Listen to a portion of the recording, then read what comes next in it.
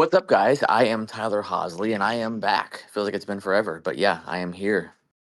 Hi, I'm Craig, film enjoyer living in England. I am also back, and I'm back with a little story to demonstrate what a petty man I can be. I watched John Frankenheimer's Ronin before my internet went out for like 5 days. It was the last film I watched, and I really like Ronin. And I went over to Letterboxd to give it its standard 4 stars out of 5, like I always do. And I saw that Kevin had given John Frankenheimer's Ronin 2.5 stars. And like, I get that these things are, what's the term? These things are subjective. Yeah, it's subjective. There's no right, there's no wrong. I get it. But I'm petty, so I scrolled down Kevin's film list, and it's a very large film list. I think I watched less films, Kevin. It took me ages, and it was really annoying. But I went all the way down to all the films that Kevin had given 3 stars to, and made a list called movies that Kevin has publicly stated are 1/2 star better than John Frankenheimer's Ronin. So you ready? Sure. These films are all better than John Frankenheimer's Ronin. Kung Fu Panda 3. True. Hocus Pocus 2. Scary Movie 4. Well, Jeepers Creepers 3. I'm going to let that one linger for a bit. wait, what? Dude. Have I even watched it? Dude. Like, the other, sure, but, dude. Mamma Mia, here we go again. The Twilight Saga Eclipse. Red Notice. I'll let that one linger as well. Just... Attack of the Clones. Teague's nodding to something. He's like, yeah. High School Musical. Green Lantern. Morbius. Daddy Daycare. The Angry Birds movie. Now, I think that tells you all you need to know about Kevin. You know, I love him. He's a good friend of mine. But then there was a message on our little our messenger chat from my wife, where she expressed disgust that Kevin had been to our wedding, and it wasn't because he had said that about Ronin. I told her about Kevin's 3-star review of Hereditary, and she's been quite angry with you for the week. And I did another list of films that Kevin said were 1/2 star better than Hereditary, but I'm not gonna read it out because I think I've been mean enough. But yeah, what the hell, Kevin? Jeepers Creepers 3. Apologise to John Frankenheimer. Nope. He's dead, but apologise to him. You monster. I don't. I know that lots of people really like Ronin. I'm just, I'm not one of them. I just think that it's with a couple of good bits. Like it's not as logical or smart as a lot of other thrillers from that time. I'm sorry. I'm sorry. You're a monster. You'll always have the Manchurian Candidate. Yeah, true. It's true. Hi, I'm Kevin Matthews, Scottish film fan living in England, and I'm just glad that mystery was solved about why I'm such a monster, because I don't love a really derivative popular horror movie from the past 10 years. That's all that is. Yeah, I will not tell her that you said that, because who was it said to the director again as well, like deliberately or accidentally, the actual title of the movie is a pun, like about what happens in the movie Hereditary. Oh, boo. Basically. Boo. Yeah. Like I don't think I forget who directed it, but I don't think he meant that. But I'm sure somebody was telling that in an interview. He was like, "Oh, yeah, I guess." Maybe he was just humouring them. I really do like Midsommar though. I thought that was great. If that helps, does that help? No, there's no helping you now. Okay. Okay. Well, fair enough. But it's only a matter of time till Craig's internet goes out and I win again, so that's fine. I'm Dave Gray, and this week I learned even with the best intentions, and sometimes they still make you bleed on the inside. And this is Raiders of the Podcast. Yay! Yay! I did not. Boo! Yeah, I did not have a lot of extra watches this week. I did watch a film, a notorious film about sharks from Bruno Mattei called Cruel Jaws, which is a 1995 Italian shark movie. It is essentially a remake of Jaws that lifts footage directly out of all the Jaws movies and a few Italian knockoffs as well. I think they take the whole, like, the final act from another movie, or the whole, climactic face off is from another Italian movie. They just took it entirely and ran with it. I really like the 80s Italy has no fucks vibe when it comes to copyright and shit. So, I enjoy it. Is it? Same. Yeah. I mean, is it for everybody? No. But if you like bad movies, is it for you? Yes. And you should watch it if that is the case. It's a fun one. Last week, Japanese actor, singer, director, composer, author, and drag queen Akihiro Miwa passed away. And if you recall, Miwa also starred in one of my favorite first-time watches for this podcast, The Black Lizard from 1968, directed by Kinji Fukasaku. Fukasaku, the same guy who would later direct Battles Without Honor and Humanity series, Tora Tora Tora, and of course ended his career with Battle Royale. Dude had a great run. I love Black Lizard, so after reading about Miwa's passing, I decided to pop it in. It's so much fun. You should watch it. If you haven't, if you are in the US, you will have to go to a certain place to see it. That certain place is the Internet Archive. Shh, I didn't tell you that. Because there's no other way to see it here. But it's a fun one. It is worth your time. What else? I also watched 2 Sherlock Holmes films because of one of this week's movies. I saw the 1984 British TV movie with Peter Cushing, The Masks of Death. I like that one. I like Cushing's Holmes. It's a good take on the character by an actor who is deeply into the canon. So it's really good. Although the problem is Cushing was like in his mid 70s when he made this one. Maybe even, I mean, he might have been like 70, 72, 73. I mean, he was old. And he was just too old for it, and it does kind of hinder it. Even though they have John Mills as his Watson, who I totally brain farted on if he was his Watson in the TV series also. Do you guys know off the top of your heads?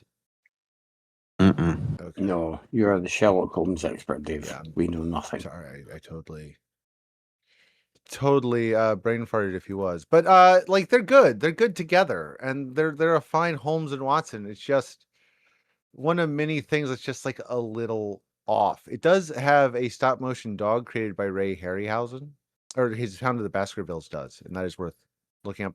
I saw that with on AC's podcast last year. It's a good one. There's supposed to be a sequel that they never made because Cushing's health got too bad to film. Which is a shame because it's a decent one. It's not great. It's not Cushing's best go in the role, but it's fun. But I did follow that with one of the actual best Holmes adaptions ever. And this is a weird one that doesn't get talked about a lot here in the US. Starting in 1979, there was a Soviet television movie series directed by Igor Maslinovsky. I butchered that. I'm sorry. Maslininsky. Ikoff, again so sorry, who directed some really solid stuff, mostly adaptations of Western literature.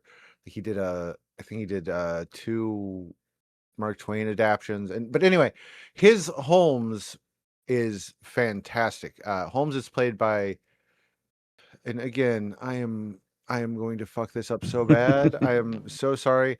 Vasily Livanov. Sorry. And Watson is Vitaly Solomon. I can say that one. And they are two of the best Holmes and Watson ever. Their performances are great.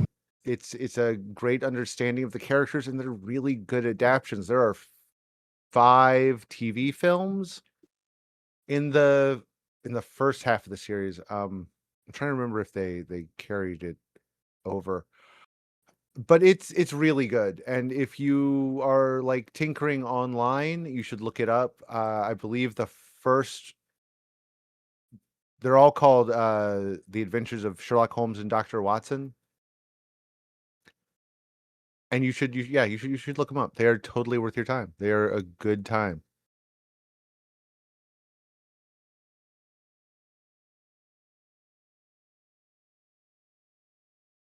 Is that you? Yeah, that's me. I'm trying to remember how many Vasily Livanov did. I think he did 5 adaptions, and they're all really good.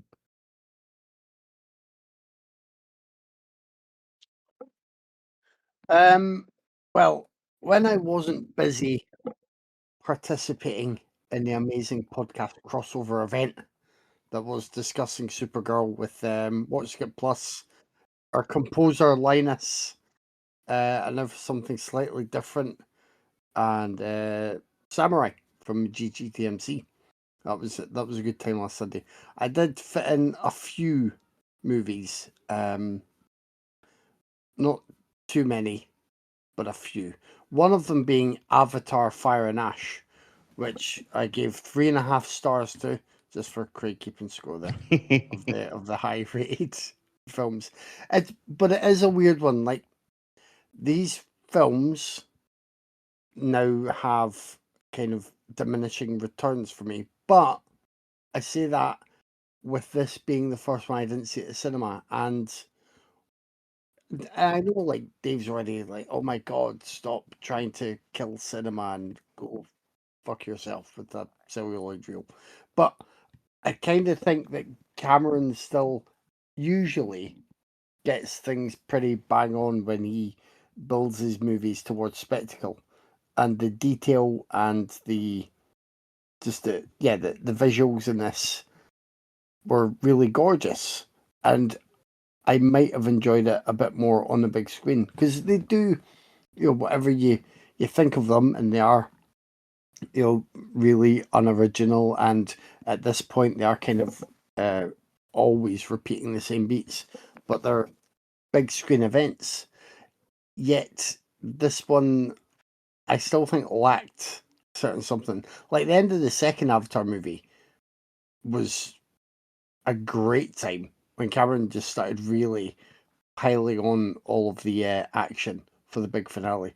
This one didn't feel that way, because it has some big scale stuff, but it's also trying to boil things down again. Like, you've got Stephen Lang again being a bit of a villainous type, but he has a little bit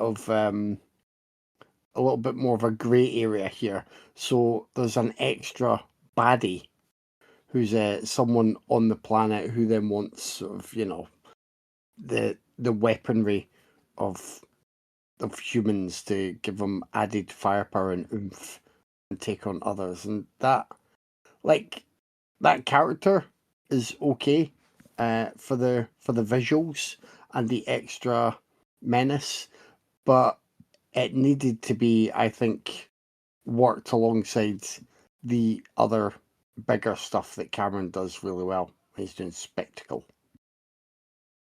It didn't work. It doesn't help that the one main human actor that you see for most of the screen time is really bad, I think. There's a kid in these movies called Spider. He's played by someone called Jack Champion. And I'm not sure if he's better in our films. I think I've seen him in one or two other things, but not, I don't remember him enough to comment on. But he's bad here. He can probably interact with and pretend to see all of the shiny visuals around him, but when it comes to the actual acting, he's pretty dire. I'm going to assume I'm the only one that watched that so far. Yeah, I haven't watched the second one either. Yep. Yeah, fair enough. On a very different note, I watched Hidden Agenda, which is a 1990 film set against the background of the Troubles, and it's directed by Ken Loach, and begins with Brad Dourif and someone else, going through a part of Northern Ireland and being shot. So that's the start of it. And then along comes somebody to investigate that incident, and they're played by Brian Cox.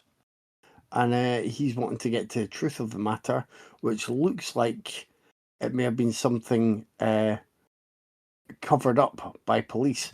And what Hidden Agenda does, as the title might suggest, is showing, people putting pieces into place while there's a background of extra violence and ways in which authority figures can act with a certain amount of impunity because they are just in that situation.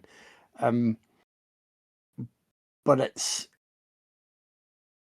like it's of that time, but funnily enough, it feels very relevant still now, because it's kind of showing people who could be in charge, maybe using certain narratives as an excuse to reshape stories, reshape territories, justify their actions to whatever lengths they go to. It was very good, and it made me wonder more and more. Apart from the odd foray into comedy, which is bizarre but fun to see him, I can't think of Brian Cox picking too many things that don't have quite a bit of intelligence in the work, or a bit of important commentary. Maybe I'm going blank on a large body of his work, but I just when Cox was in this, I was like, yeah, of course he would be drawn to this material, and he was very good in it. Am I missing obvious Brian Cox silliness in feature films? Like, I just can't imagine him, popping Super up in. Troopers trilogy, probably. Yeah, that's what I mean. That's the foray into comedy that seems unexpected, but he is fun in those.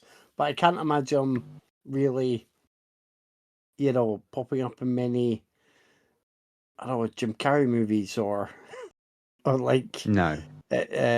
other just really really silly things, which is He became popular again at around the year 2000 or so, didn't he? And he had a lot of bit parts in films the same way that Brendan Gleeson had, and it was just to have a classy actor on set somewhere so that your project looks a bit classier. There weren't great films, but I guess he was just right. Okay. Yeah. Okay. stuff like X-Men 2 and The Ring and Oh yeah. I mean, he's done the blockbuster stuff. I had totally forgotten about those. Actually, he's good in X-Men too. The Ring is. I mean, the Ring is the Ring. I don't think Brian Cox would rush to bag a leading role in Cannibal Mukbang, which is also a film I saw. Do you know what mukbanging is? just eating a lot of food Yeah, just kind of on tossed camera. together. Yeah, making the Yeah. sloppiest noises you can while doing it. It's a Yeah, choice. right. I mean, I didn't know what it was, but the film, does explain it at some point. This guy meets a young woman, and she does that. So she's like, "Oh, this is a bit weird, but this is what I do." And he's like, "No, it's fine." And then there are things that go a bit darker and stranger. It's I quite enjoyed this, but again, it's probably one of those films that the title or anyone thinking they're in for some extreme horror time is going to, you know, end up being disappointed and slightly put off. It's more about, how much you will overlook in someone else if you are, unexpectedly presented with the opportunity of a relationship. It's you just didn't think you would get. It's quite interesting to have watched this just now, recently after Obsession, because I think it's quite a companion piece to that in some ways, and I enjoyed it with that point of view. But yeah, it was decent. The leading lady, April Consalo, was very good, and I think it's the first film from writer director Amy Cugg. So yes, I enjoyed that. And then a bit of rom-com time. I watched Finding Emily, and that is about a guy who is trying to find Emily. Set in Manchester, some decent tunes on the soundtrack. He has had an encounter with a young woman dressed up as a fairy at the sort of student union bar club where he works. All he knows is her name is Emily. She goes to that university. He sets out to meet her. There is a student there who's also called Emily, played by, I think you pronounce her name, Angourie Rice. It could be Andourie Rice. She plays Betty Brant in the new Spider-Man movies, but she's done a lot of other stuff. Anyway, she's a psychology student who wants to prove that love is basically temporary insanity. So she tags along, pretending to help the young man, and hijinks ensue. It's not as like gut-bustingly funny as some may want it to be, and it's not as absolutely dripping with romance and cheese as some may want it to be. But Finding Emily does quite a good job of having a balance between the ridiculously fantastical rom-com that you can see everywhere and something a little bit more grounded, especially when everyone's kind of talking to the main guy and trying to get him to understand that maybe a meet cute, feels as good as he's feeling about it because it was just that moment, and he didn't know anything else about this woman he met, and she doesn't know anything else about him, and it just had that one little moment. Maybe, following on from that isn't going to be the best thing. So I quite enjoyed it, but I mean it was just on a par with Ronin. So take that how you will. That's Finding Emily. Although mashing them up and Finding Ronin would have been like an action thriller rom com for the ages. Ooh, that would have been awesome. I know I fucked up the Russian names, but it is Angourie Rice. Right, Angari. I thought I'd heard her name pronounced in a couple of places. Now I just gone completely blank. As I say, she's been in a few different things now. She's always I found her always to be quite good. Was she in that Mayor of Easttown? I think she was in some like big TV thing as well. It might have been that one. Anyway, I think She was that's in me. Mayor of Easttown. She was in what was the Apple series? The one with Jennifer Garner. What the fuck was that called? I can't for the life of me Oh, it's remember. like what he told me or something, or Yeah, something like that. it's that kind of title, but that's probably not it. Yeah.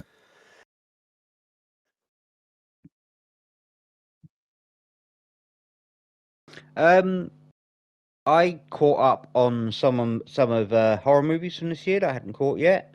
I watched They Will Kill You, which I thought that was really fun. I It enjoyed is that one. very, very derivative. Like it feels like it's very close to like half a dozen films from the last few years, but it does what it does like 1,000 times better than say Ready or Not. It just clicks. It works that material so much better than similar films. It's got a great lead in Zazie Beetz. I'm going with Zazie Beetz. Great lead in Zazie Beetz. Ton of gore, ton of blood spraying. A beefy body count, like lots and lots of bodies hitting the floor. Slick camera work, really, really nicely shot with lots of energy and just some weird shit which I don't want to spoil, but it gets like pleasingly weird at points. Like, this is a strange fucking movie. It's kind of Wu-Tang Evil Dead at the Overlook Hotel. Is how I describe it, and I recommend it. You should go and watch the one. It is fun. And I remember Dave enjoyed that one. Did anyone else see it? Yeah, I enjoyed it. I didn't enjoy it as much as you, but I mean that flaming axe sequence is amazing. Yeah. And there's a whole scene with an eyeball that I just was just really inventive, and I just really enjoyed it. It's got little odd little original little moments that are, well, I say original, they're quite Evil Dead, but it just has fun moments that set it apart, and yeah, I liked it. Speaking of things that are better than Ready or Not, but not by a huge margin, I watched Ready or Not 2. Here I Come. And that was fine, I guess. Like, it helped that Samara Weaving had someone to bounce off of in Catherine Newton, who plays her character sister. Like, what's on the page, the relationship between those characters is just It's of no interest, and it's very, very basic bit stuff. But they just have fantastic chemistry, so it doesn't really matter. They work really well together. It's got a really strong supporting cast. You've got Nesta Carbonell. You've got Nesta Carbonell's eyelashes, which continue to stun. Just incredible eyelashes on that man. Got Sarah Michelle Gellar. Got underrated silver fox Sean Hatelsey, who I love, and I know that Tyler loves deeply. And he's a great fucking douchebag in it. I'm really loving that Sean Hatosy is having like this career kind of second act, because he has always been good, and he deserves it. The carnage is more spread out, which helps, because I hated that the first film saved all of its bloodshed until like the very, very end. It really annoyed me. There's a little more variety in the kills, and there's one scene. There's a gag with some pepper spray that had me like full on cackling. It was a really, really, really great scene that really, really had me cackling. So I still wouldn't recommend it particularly, and I doubt I'd watch it again. But it was several steps up from the original. Who's seen Ready or Not 2? I started it. I did not finish it. I enjoyed it. Yeah, I was just bored by it. I dozed off. I get it, and like the setup, the whole plot is boring. Like, I don't want to do this plot anymore. Just hunting a person, it's boring. But Samara Weaving is endlessly watchable, and Catherine Newton is fun. I wish she'd change it up a little bit, because Catherine Newton just seems to be playing the same role over and over again. But them and the cast and the spatter, it was just so much better. It was just a lot better than the first, which is probably why I'm feeling quite generous towards it. The last one, I watched the horror sequel, The Bone Temple, the 28 years later, The Bone Temple, and that was great. Personally, this might be.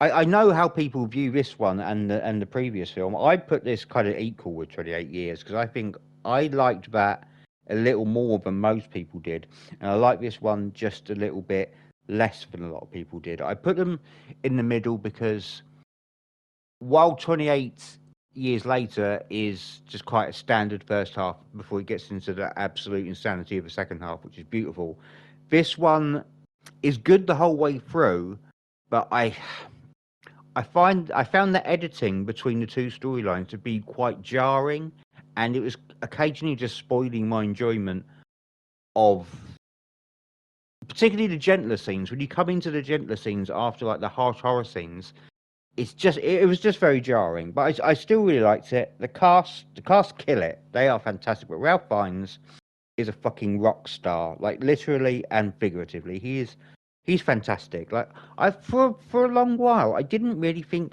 I don't get why I didn't really like Ralph Fiennes, because I think I made assumptions about him, but he'd be a plum in his mouth kind of prick, you know. And he seems like to have none of that about him.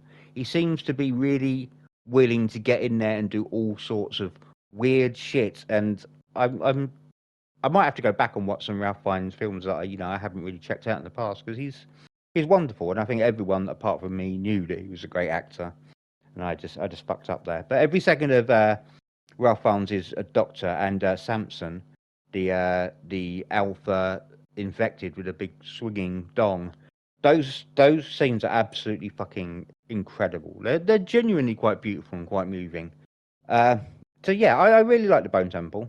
It's I believe the third part is now coming, so I'm excited for that. I think it's deserved. I don't think 28 years later deserved like some of the negativity around it, because it didn't deserve the negativity around it, and then of course it affected the box office of the Bone Temple, which it shouldn't have done. But yeah, I'm glad we're getting a third part. Apart from that, I watched lots of TV. So once my internet came back, I went ape shit. I watched the first season of The Testaments, which is the spin-off from, God damn it, The Handmaid's Tale, which I liked. That was solid. I liked the cast, and I liked the idea of this prep school for the young women of Gilead, and having more an ensemble with the characters rather than just what's her face just having endless close-ups like she did in Handmaid's Tale. I also watched Justified. What's the name of the spin-off? Justified Oh, is City it like Primeval, yeah? and that was really good. And I watched Alien Earth, which I just finished that today, and I really really like that, and I'm really pumped for the second season, because it's just really odd, like in the way that Ridley Scott, when he came back to the series, he just got so up his own arse with the lore and the bullshit. Whereas this program is who's the Fargo guy? What's his name? I Oh Come God. on, Dave. Yeah, hold on. It's Noah Hawley. I knew I'd remember. Noah Ding. Hawley. Yeah. He's just come to this, I think, and he's just seen the Alien universe and the Blade Runner universe. And he's just seen it as like a toy box, and he's just going to do what he likes and have fun with it. And he's made a lot of people have complained about some of the choices he's made, but I feel like he's just a kid in a candy shop, and I'm just enjoying it. I really like that one. Yeah, and that's me for the week. I watched a ton of shit. In case you didn't notice, Tyler had a power outage and he has disappeared. Hopefully, he'll be able to join us as we go on. But this week, we watched the 1970 Billy Wilder film, The Private Life of Sherlock Holmes, and the 2016 drama film from Wayne Roberts, Katie Says Goodbye. Oh, I guess it's me, isn't it? Sure. I guess I will go with actually I'm gonna go with The Private Life of Sherlock Holmes. Like I was thinking, we'll go for Katie Says Goodbye, but I'm gonna actually put that off. Hopefully, Tyler will be able to rejoin us when we talk about it, or he'll send We me want some Tyler some gushing. some audio. Yeah. So the Private Life of Sherlock Holmes it's two tales of Sherlock and Watson set in the 1880s, in which Sherlock, played by Robert Stevens, and Watson, played by Colin Blakely have interactions with women. In the shorter plot, the first one, Holmes is approached by a ballet company to have a secret conference with Madame Petrova, who's about to retire and wishes Holmes to do something for her. And then the main plot, a Belgian woman, Gabrielle Valadon, is pulled from the Thames and brought to Baker Street. She's looking for her missing husband, an engineer, and that investigation leads them to Loch Ness and a shocking discovery. I really like The Private Life of Sherlock Holmes. I think Robert Stevens' Holmes is fantastic. I enjoy Colin Blakely's Watson. Watson is always a thankless role because he usually ends up in a couple different modes, and they're not the best, if that makes sense. Like a lot of times Watson is kind of awful. So the fact that he makes it work, I think is really good.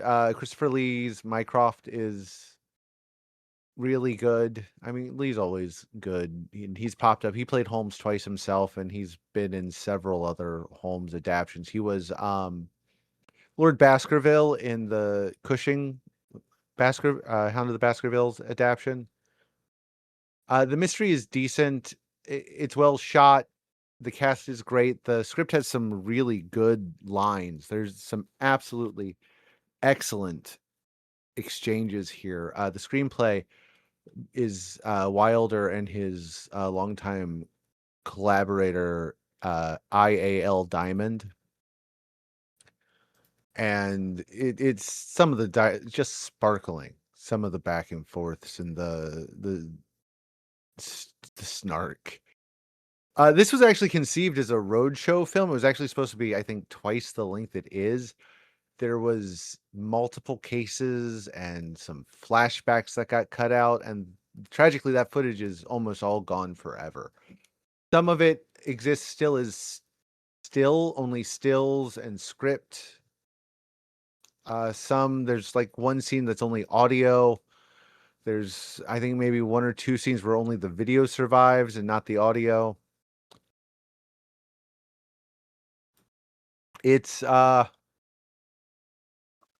it's a shame because there's a lot of really good pieces here, and what we have, I think, is good, even if the two halves don't really mesh together as well as they should, and they would have better with the other segments. But yeah, it's good. It is a solid Holmes pastiche. It might not be as good as like the 7% Solution, which is excellent, or They Might Be Giants, but it's definitely up there. It is definitely one worth watching if you want a Holmes film. And its influence on Stephen Moffat and Mark Gaddis's Sherlock TV series is just, like they lifted this Holmes for their show and then dumbed him down considerably. It's a good one. It's not the best Holmes, but it's a solid one. It's a shame that we'll never be able to see the film they were trying to make. So I'm not the world's biggest Sherlock Holmes fan. If I'm being like totally honest, I don't dislike it. Don't get me wrong. I don't dislike Sherlock Holmes. It's just not something I actively seek out when it comes to entertainment. But this was actually pretty good. I think it's helped a lot by Billy Wilder's direction too. Dude was a fucking talent. Sunset Boulevard, Something Like It Hot, The 7-Year Itch. I love all those. I really love all three of those movies, especially the two, the Marilyn Monroe ones. I really love those movies. But I wasn't expecting a story in here to be about Sherlock Holmes' sexuality, or his repressed homosexuality to be exact. But that's here, and I actually really fucking love that. There's some humor thrown in, which I also wasn't expecting. Like the tone here is definitely a bit more irreverent than I was expecting going into this. I don't expect irreverency when I walk into a Sherlock Holmes movie, but here we are. But I also really loved how there's a Loch Ness subplot. here too, which feels so random, but it kind of feels so right, if that makes sense. Like, I've always had this weird obsession with like Loch Ness monster. Look, I know it's fucking fake, but you know, there's just something about a fucking Loch Ness monster being out there that could be real, and I'm like always just was obsessed with random shit about the Loch Ness monster. But you know, that's just me going on a diatribe of Loch Ness monster. And we should get more Loch Ness monster movies, actually. But you know, back to this one. This was solid though, and honestly, it's probably one of the better Sherlock Holmes movies I've seen. I actually really enjoyed this one a lot. I was going to do a whole bit here just to wind Dave up. I was going to be like, you know, Sherlock is a bad detective. Like, why isn't there any blood spatter analysis? Why isn't anyone like working up a psychological profile of our unsub, like in Criminal Minds? Just to annoy Dave. But then, like, nobody got murdered in this entire film for the whole run time. So I couldn't do that. So that's another black mark against your name, Kevin, for ruining my bit. Thank you very much. This was not for me, really, overall. I don't know how much of it is the film's fault, though, to be honest. Like, I really liked the first half an hour, because you're definitely watching a Billy Wilder film. There's the trademark Billy Wilder wit in the dialogue everywhere. Like, I could have watched a whole movie of just Holmes and Watson bitching and sniping at each other. It was like a kind of gay screwball comedy about borderline domestic abuse, and it's really funny, and I could have watched a lot more of it. Like, Watson being outed to the entire Russian ballet was like the highlight of the film for me. I just thought it was a really great segment. And I also really liked the last half hour, because it all gets a lot heavier, like thematically, and it taps into modern anxieties about the world, which we still recognise, you know, all these years later. It's kind of a rug pull in the sense of the why of it all, rather than the who or the how. You know, it becomes another film and not the one you're expecting. So I really like that last half an hour. The middle hour is where most of my issues lay. Like, the pacing really sags. Like, it all feels very muddled as well. Like, I think it's more interested in taking us from unfathomable clue to unfathomable clue. Jeez, unfathomable is a hard word to say. But it's taking us from clue to clue, and it's showing us very clearly showing us, here's another clue, here's another weird clue. How do these fit together?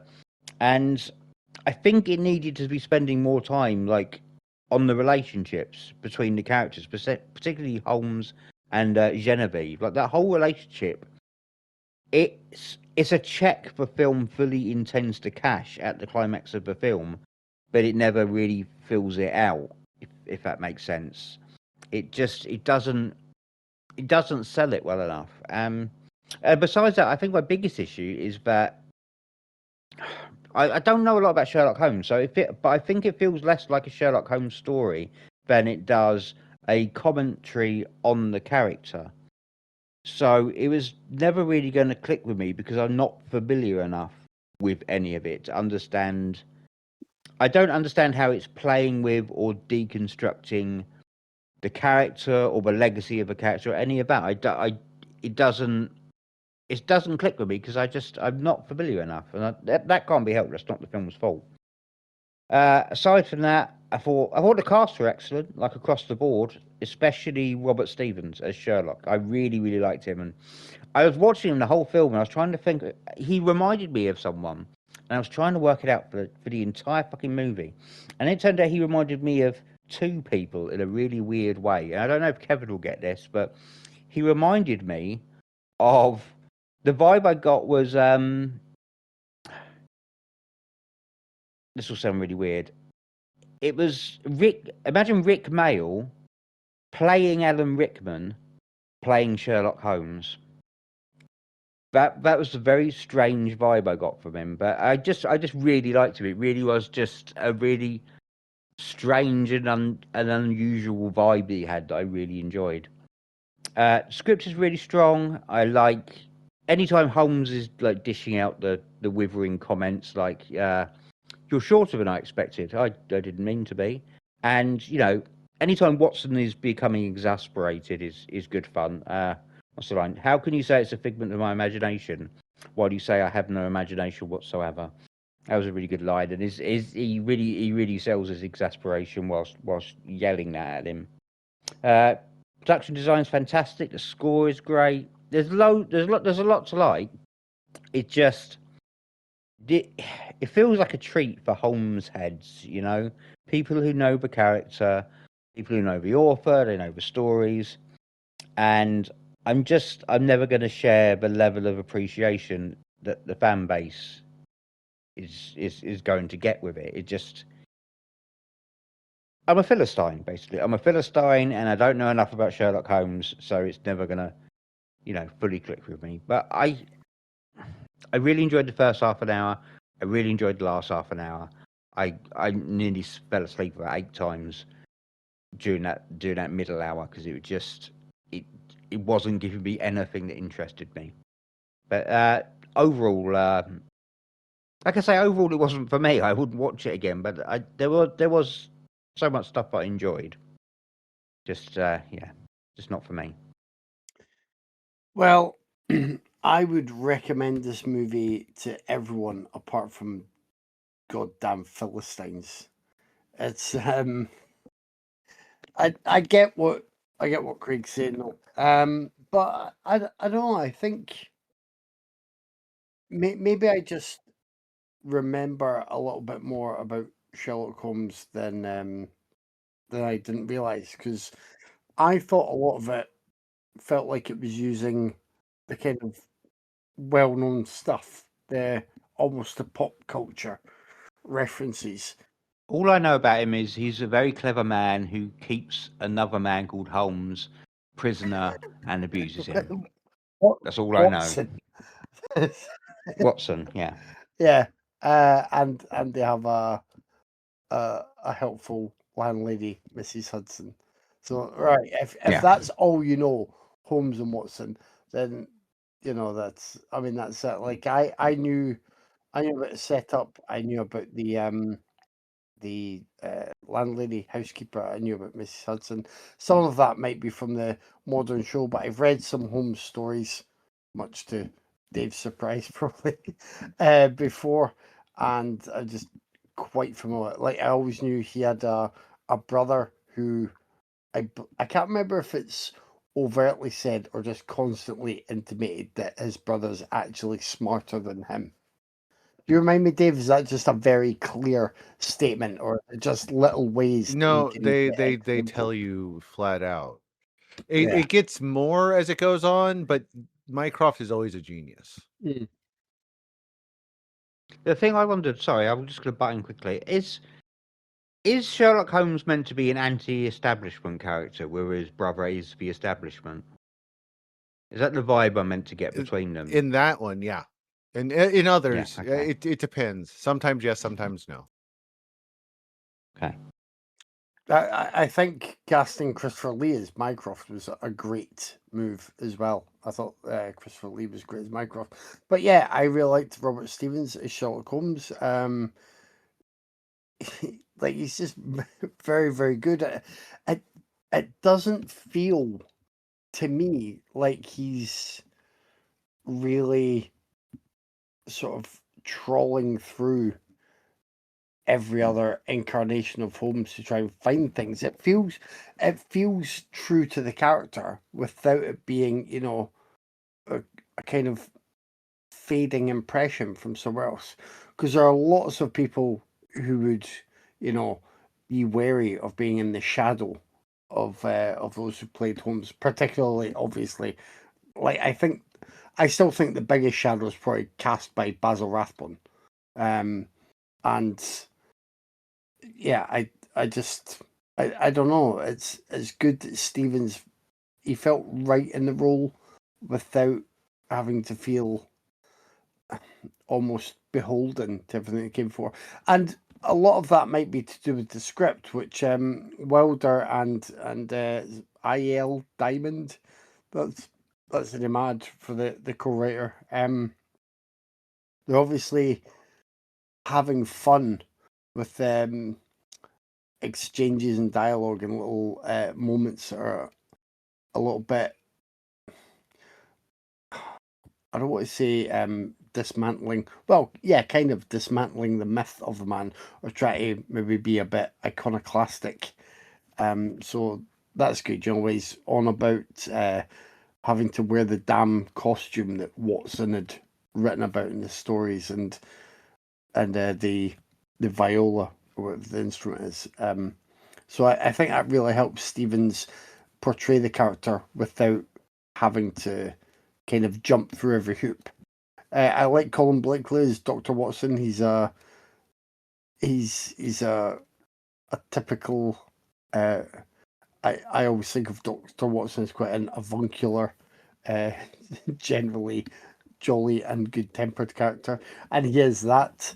But he has his to and fro with Holmes. I think it's a, it's a relationship that's well defined. Yeah, I had fun with this. I didn't realize it was, it does feel a bit episodic, and as Dave said, there were more things in there that are, no longer surviving elements.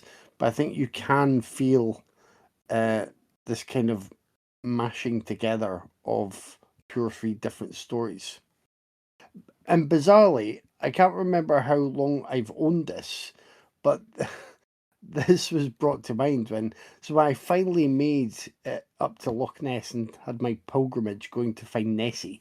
We did the boat trip, and they take you around, and they had a sonar, I think, picture of Nessie. So part of the shtick of the tour was the guy saying, "Yes, we did find Nessie once. That's Nessie. That's proof," and that is the model that was sunk in Loch Ness. So at one point when they were doing another Grand Nessie hunt, they did think they either did think they'd hit on something and then quickly realised it was a model there, or they found it and knew immediately that that was the model that was under the water. But they've still got that picture and that scan, so you see it, and they make the joke about Nessie being found. So that's quite fun as well, because obviously there's a nice part of this which is has some film in that area, Urquhart Castle, a couple of other locations, and I'm always pro Nessie. So I enjoyed this. I think I've not yet seen. Is it? Did you say the 7% Solution, Dave? Yes, which has Star Trek ties, because Nicholas Meyer, who wrote the book and directed the movie, also did Wrath of Khan and Right. 6. Nice. Well, I don't think I've seen that one. I've heard it mentioned quite a few times. Obviously, we watched They Might Be Giants. I think it was you that picked it for the show. And I've seen just a great variety of standard home stuff. But I like this one. It kind of has its cake and eats it. It has the playfulness, has the has the way of upending some of the tropes isn't the right word, but maybe the accessories, things that you would pin on Holmes. But then also has the traditional Holmesian way of getting things done, which I enjoyed. I mean, it's just only heathens who wouldn't enjoy this. They would run off to watch Ronin instead. You do know that Philistine. I would. we speak every week with two heathens. Yes. Yeah. True. I'll let your Craig go with Tyler's dad's pick. Tim's choice. Yeah. Totally not Tyler's. Okie dokie. Katie says goodbye. I've got to do a synopsis. Katie works as a waitress in a little kind of Dust Bowl town, where she also has a kind of a strange side hustle as an escort, which a lot less grim than in the usual Hosley family pick. But she meets a young man, feels that she's falling in love, and perhaps she'll find her way out of this Dust Bowl town, or maybe she won't. I'd actually skimmed a couple of reviews of this on Letterboxd, like before it was picked, like a while back, because I was deep into some like Olivia Cook admiration, as I do. But I didn't watch it because I kept seeing the term misery porn in the reviews, and obviously I thought Tyler's probably going to pick this eventually. There's no point in me watching it. So I put the misery porn on, and Letterbox people are weak. They are weak fucking people. Like, podcast with Tyler for 6 months, and you will see Katie Says Goodbye in a whole new light. This shit is positively breezy. It's like a misery spritzer. Like that cliche in like action movies where the hero's fighting someone who's absolutely huge, and they swing their best punch, and it connects with their jaw, and it like they barely react. That was me watching Katie Says Goodbye at points. Like this doesn't count as misery porn. Misery porn means something else in my house. This was, I don't know. This was, I don't think it wasn't the usual pedal to the floor anguish. For me, it was like a solid little coming of age character study, anchored by like a flawless fucking lead performance in my book. Like, this film absolutely does not work without Cook, like at all. She elevates the whole endeavor. The script asks you, the audience, for an unholy amount of patience for a character who, despite their good nature, could easily end up being completely fucking intolerable. Like, that could happen very easily. Because it's not just that she is naive, like painfully naive. The protagonists in these films always are. They're always very naive, but she's a character who essentially robs herself of any agency. She takes it away from herself, and her situation is so toxic. Yet she's the one with the shovel. She's so certain that like putting all this love and positivity and kindness out into the world, it'll eventually like pay off, and she'll get it all back in return. And watching her be proven wrong time and time again, it could very easily drain you of all of your fucking empathy for this character. But Olivia Cook, fucking Olivia Cook, sells the fuck out of this character. She is superb. Like, Katie is so sweet and optimistic and generous and persistently loving. By the end of this film, I'm kind of undecided as to whether these certain aspects of her character are strengths or weaknesses, because yeah, they're responsible for all the bad things in her life. They put her on her ass time and time again, and they really put her on her ass at the end. But they also get her back on her feet as well. And I think Cook totally sells this determined, like doggedly hopeful spirit. And and still, as good as she is, I know that's going to annoy some people to the point where they're not going to enjoy this film, and they're going to find the character simplistic. But I think Cook gives the character she gives it's a layered performance. I think she's just phenomenal. Supporting cast is stacked. I love Christopher Abbott. I've seen him in a bunch of stuff in the last 10 years, and he's become someone I always really enjoy. His performance in this one, it's all kind of in the eyes. He's basically a wounded animal for Katie to tend to. That's his. You wonder what this character's mysterious appeal is, because he doesn't seem to have any. But he's essentially an angry stray dog caught in a snare, and Katie just wants to take care of him, and he doesn't really have any genuine appeal. Muriel Enos and Mary Steenburgen, they're really great as the kind of maternal figures in Katie's life. Like, Enos has landed with the most basic bitch trailer trash mum role you can imagine. We've seen it a billion fucking times on this show, but I think she inserts enough humanity through her performance that she doesn't end up like a total caricature. She does what she can with it. Do you know who's really good in this film in just a handful of scenes? Jim fucking Belushi. Like, he is good enough, but I started to wonder to myself, like, has Jim Belushi always been good? Did he just suffer from like lesser Baldwin syndrome? Answer me, guys, is Jim Belushi good? Uh, Jim Belushi is one of those actors who, given the right role, can be fine. Bear fits into his everyman shtick, and he's fine in that role. But if you ask anything else from him, no. Okay. I really liked him in this. He really worked for me. It's a good-looking film. It's very typical indie drama in its cinematography and camera work. There's some really nice framing and really nice color grading, like in the evening scenes. You can feel the hazy warmth of those evening scenes coming through the screen. I really like the score, the kind of melancholy Dan Roma score. The dialogue is pretty heavy-handed, but it struck a chord here and there, like you happy, mama? No, I'm not, but I figured it wasn't meant to be. Okay, how much do we owe you? Is a line of dialogue which is horrifying in context. I really dug it. I'm definitely overpraising it.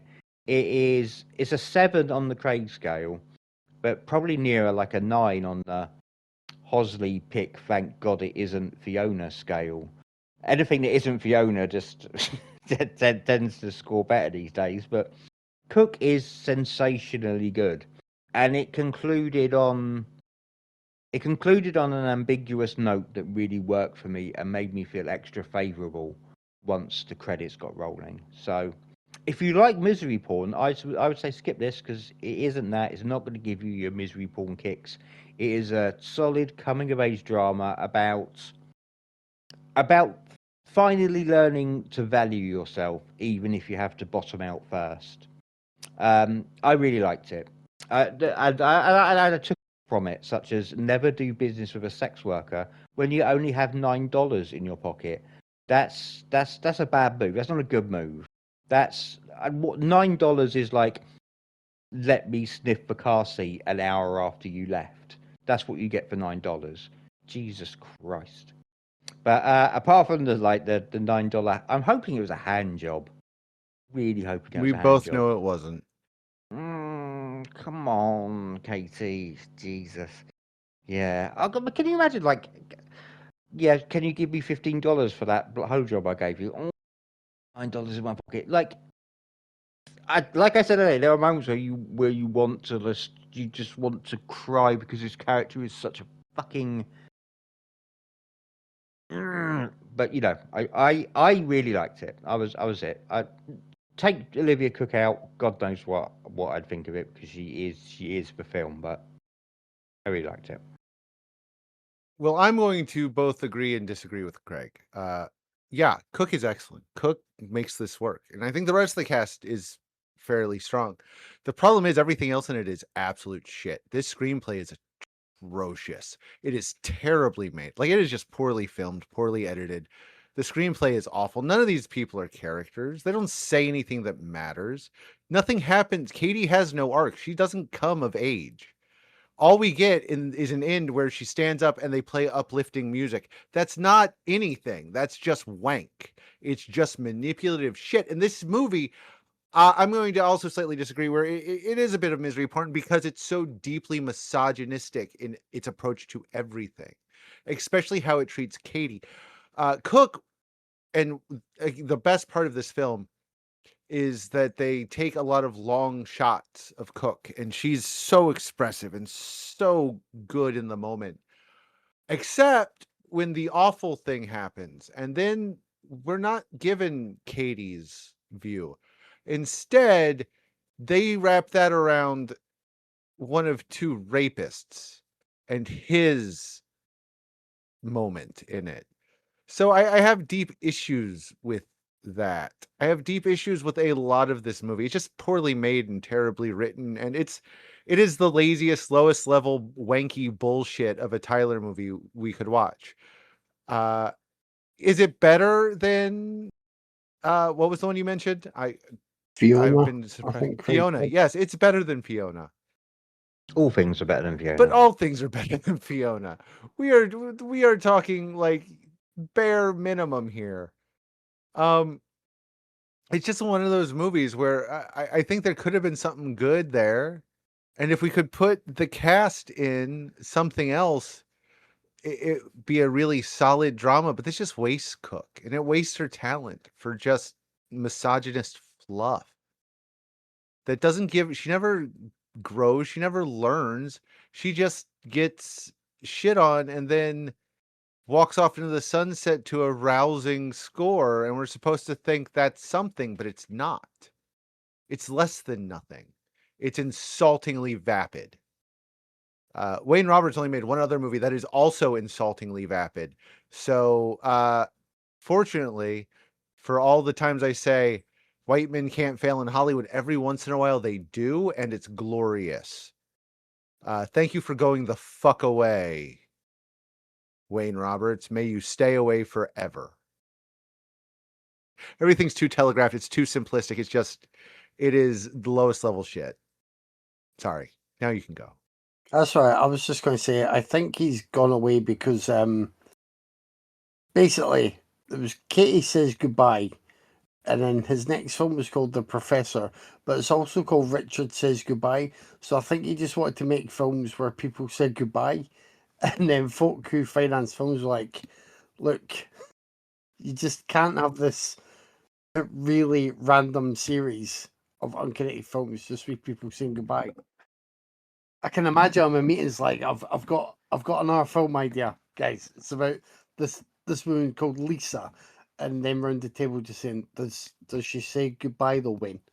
And he's like, well, yes. And then they leave with their money because he just wants to say goodbye.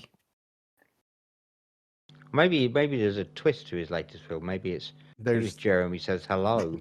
Oh, that'd be amazing. But I have seen The Professor, and I recommend it. No one else ever does. Ever. I liked Katie Says Goodbye, and I think a lot of that is, I'm quite similar to Craig in how much I like Olivia Cook, and she's great here. Like it's a really great performance. She's in almost every scene. I mean, it really rests on her shoulders, and she's good enough for it.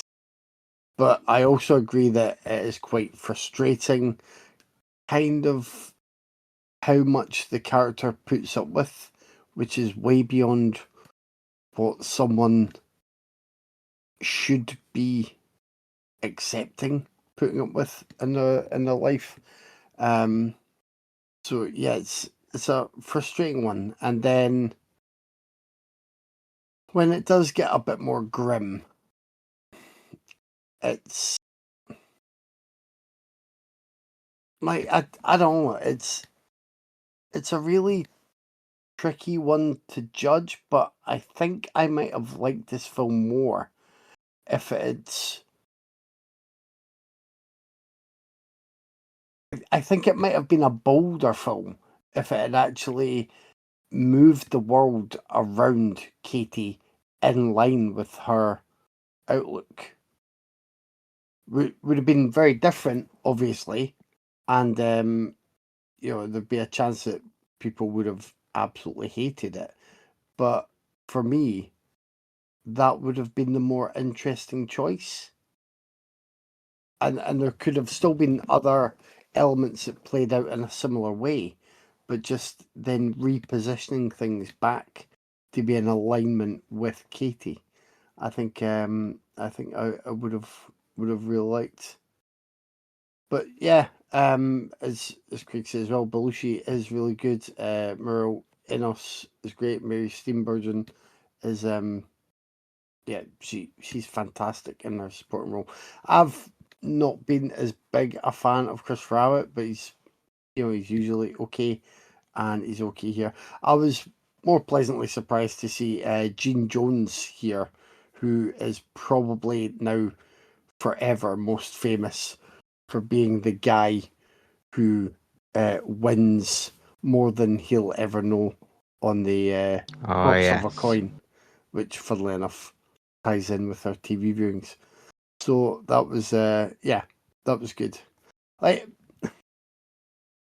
liked it. I kind of liked Katie as a character, and I do appreciate the final scene in a way with the slight ambiguity and what may lie ahead for the character, but it also feels a little bit pointless. Like when you're saying, Craig, about how you watch her and think it's kind of in a way testing your patience with what she'll put up with. Like there's no, I don't think at the end of the film we come away from this thinking, oh no, she was right about this, or she was right to do that. I think it moves in a direction that just, I mean, it allows us to see her still kind of enduring. I guess maybe that's the ultimate point. Katie Says Goodbye is the title, but it could have been Katie Endures. But there just isn't anything else really to it. But she doesn't, because the movie constantly tells you that her whole thing is a fake. It's a gimmick. It's a put on. We never see Katie as who she really is on the inside. Well, I disagree. I think that's like she's done that for so long that is intertwined with just exactly who she is. But that's, I mean, that's where I read it. But whatever you think of the film, I think we've all agreed that it's it's lifted by Cook in the lead role, and if you're as big a fan of her as we are, then I would say it's worth it for like fans of her work. It's pretty great. She's But, in other movies. Well, yeah, In so many other movies. You can watch Bates Motel again. I can't think of. Again, I'm maybe forgetting something obvious. But Thoroughbreds. You can't can think watch of Thoroughbreds twice. I can't think of any other movies where she's been so much the focus for so much of the runtime. It did feel very much like this is her movie all the way through. But don't forget, she was in Ready Player One. You probably didn't notice because of her the hefty makeup yeah. job to show her horrific Yeah, disfigurement. she was You probably didn't recognise it, but she's in that. horrifically. Never, yeah. never. I'm shocked. No, I've just suppressed that movie full stop. So, I can't name anybody in that film anymore. Imagine you walk into a room and on one side is Olivia Cook with her horrific disfigurement, and on the other side is Gerard Butler's Phantom of the Opera, and you just can't stand all of the horror and ugliness. Like, oh God, no, what do we do? Yeah.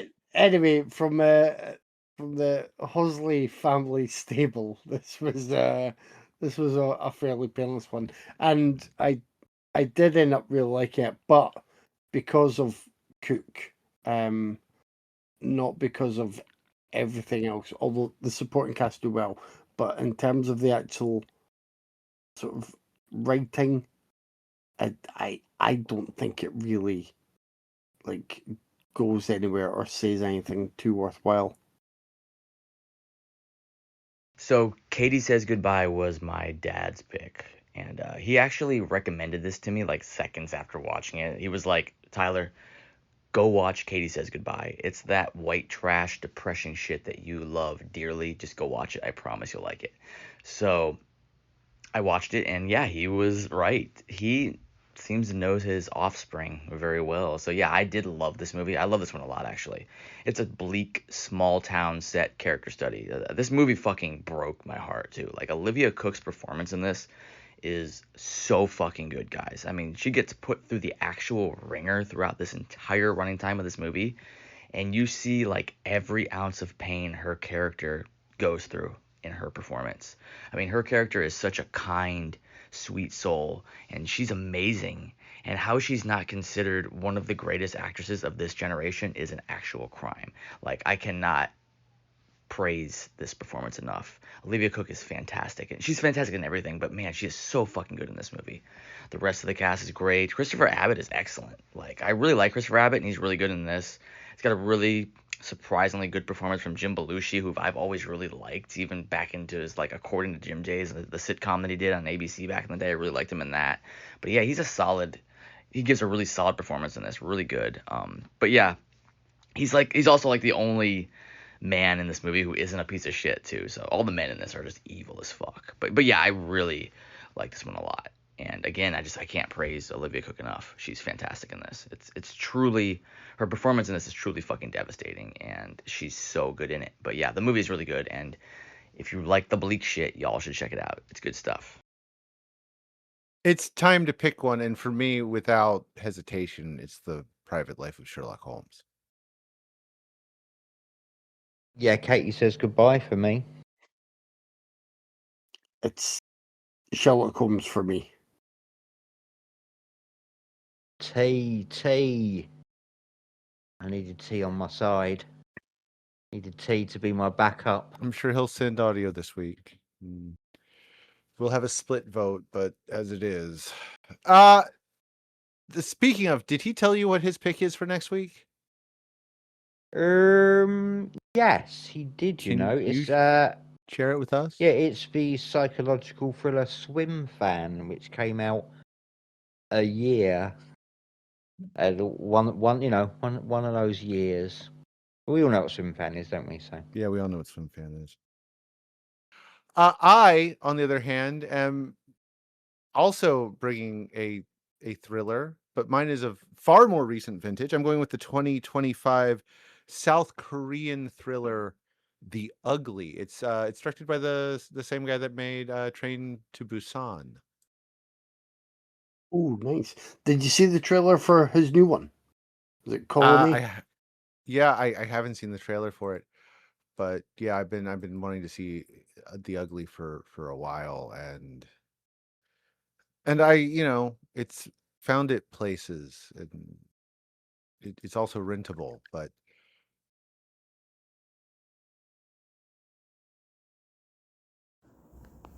Gentlemen, how are we doing? This is John Horgan over at Now for something a little bit different. I just wanted to give you guys a little voice message to congratulate you on 473 episodes. Good God! You guys are the senior citizens of podcasting. And trust me, your diapers and your AARP memberships will arrive shortly. All busting chops aside, guys, seriously, I love your podcast. You know that. You guys were kind enough to have me on back in October of 2024, where we talked about a Chilean film called Trauma that Tyler picked. And I love you, Tyler. You know I love you, which almost traumatized me. And we talked about a film from Trauma alumni Chop. Just an awesome experience. You guys are great and wonderful hosts, and you were kind enough to have me on. It begs the question why you haven't had me on since October 27th of 2024, guys. Come on, we're going into 2026, halfway through 2026. It's a bunch of bullshit if you ask me. But all gripes aside, I'm willing to sweep that under the rug. I get it. There's no love for me. Perfectly fine. No, guys, seriously, I love what you do. Love the show. And all that's to say, I have an order of business here. Specifically, I'm rambling on here on this recording because that's what I do, guys. That's the nature of who I am. I'm here to teach, yes, my friend, the business, or as you guys call it, the business. Now, come on. It's 473 episodes. If I can fumble my way through this, certainly you can. So here we go. You can find the boys over at Instagram at Raiders of the Podcast. You can also find them at Blue Sky, YouTube, Spotify, and you can email them directly at raidersofthepodcast@gmail.com. Now, you can also find them on Facebook.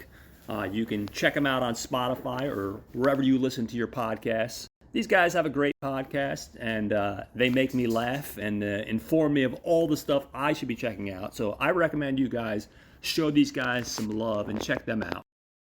Guys, again, congratulations on 473 episodes. That's pretty damn amazing. As always, thanks for listening. Thanks for joining me, guys. I'll talk to you next week. Yay! See ya. Yep, see you next week, guys.